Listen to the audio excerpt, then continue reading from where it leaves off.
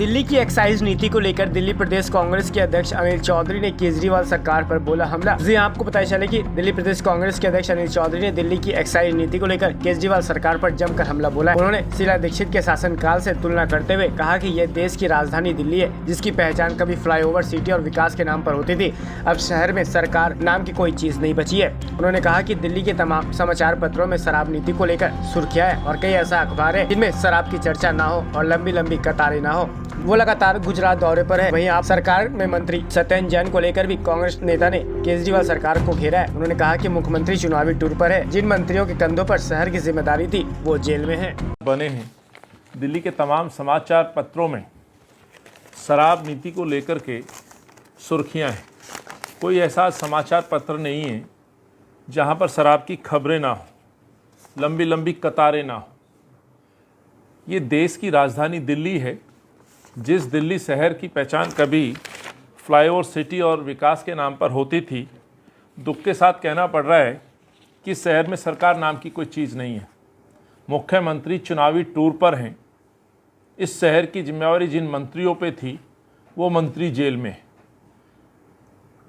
Jail में बैठे मंत्री भी आज बगैर किसी डिपार्टमेंट के जेल में बैठे हैं।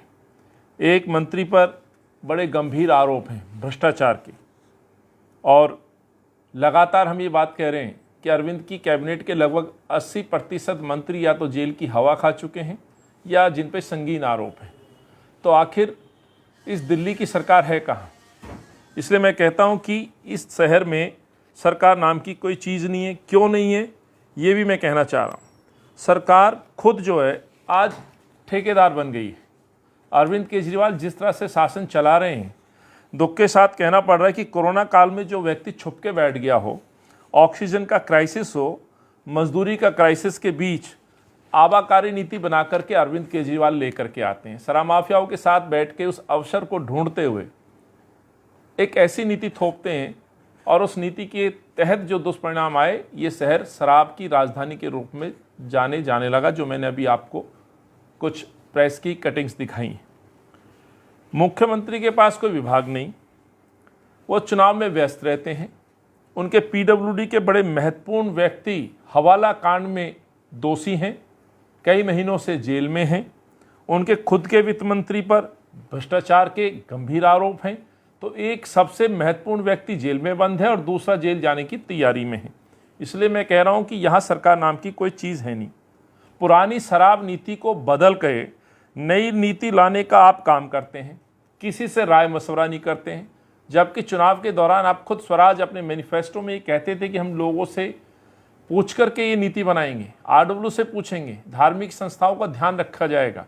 लेकिन अफसोस तानाशाही रवैये के तहत अरविंद केजरीवाल ने इन शराब माफियाओं को ये शहर बेच डाला और उसी का नतीजा रहा कि इस शहर को एक नई पहचान मिली, जिसका विरोध कांग्रेस पार्टी लगातार करती रही। हजारों लोग इस योजना को थोपने के बाद बेरोजगार हुए, जो सरकारी दुकानों पे काम किया करते थे। आज आप रोजगार देते नहीं, लोगों को बेरोजगार कर देते हैं, मास्टर प्लान की धज्जियां उड़ाते हैं।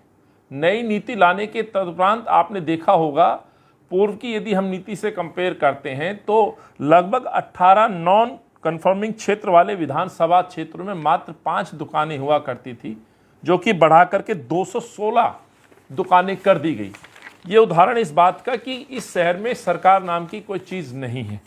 जनता सड़क पर थी, भूखमरी से परेशान थी, कोविड से परेशान थी, और अरविंद केजरीवाल लाइसेंस बांट रहे थे। किस चीज़ के? शराब के ठेके के। ये शराब के ठेके किसको दिए गए?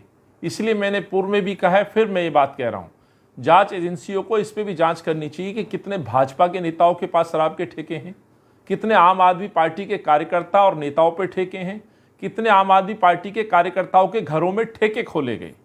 और यदि ठेके खोले गए तो कहीं ना कहीं शराब माफियाओं से ये एहसान लिया गया होगा और ये एहसान लेके अपने कार्यकर्ता और नेताओं को रिश्वत के रूप में बांटा गया होगा।